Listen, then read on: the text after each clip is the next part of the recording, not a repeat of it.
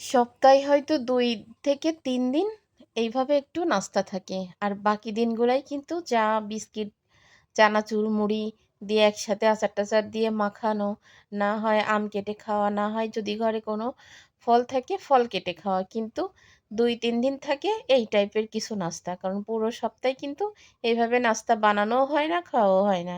আর যদি মেহমান থাকে তখন তো প্রতিদিনই কম বেশি নাস্তা বানাতে হয়। আর নিজেদের জন্য ২-৩ দিন এরকম কিছু একটা করব। তারপর থেকে হচ্ছে চা, বিস্কিট, বিস্কিট, টোস্ট, মুড়ি, চানাচুর মাখা আর না হয় আম-টাম, ফল-টল জাতীয় কিছু থাকলে এটাই কিন্তু খাওয়া হয়। তো আজকে সন্ধ্যার জন্য কিন্তু পাস্তা রান্না করা হইছে। তো পাস্তাটা কিন্তু অনেক মজা ছিল। এইভাবে যদি কেউ রান্না করে না খেয়ে থাকেন, তো খেয়ে দেখতে পারেন আমার এই পাস্তা রান্নাটা দেখে। এটা কিন্তু অনেক সহজ রান্না। তো আমি যেদিন থেকে ফার্স্ট পাস্তা রান্না করা শুরু করেছি, ঐদিন থেকেই কিন্তু আমি নিজে নিজেই এইভাবে রান্না করেছি। তো দেখলাম মাশাআল্লাহ সুন্দর হইছে কিন্তু খেতে।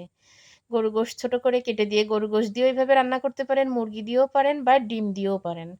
তো গরুর গোশত ছোট, ছোট করে কেটে দিয়ে জিরা, গরম মসলার গুঁড়া, আদা, পেঁয়াজ, রসুন সবকিছু দিয়ে গোশত যেহেতু অল্প একসাথে দিয়ে সুন্দর মতো কষায় পাস্তা তো ওর ভিতরে দিয়ে দিছি কাঁচা পাস্তা।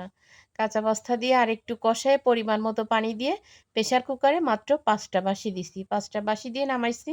একদম স্যুপের মতো ঘন, ঘন আঠা, আঠা একদম স্যুপ পাস্তা কিন্তু আমার রেডি হয়ে গেছে। চাইলে একটু উপরে মসলা দিতে পারেন, সব রকমের এই যে মসলা গুঁড়া দিতে পারেন।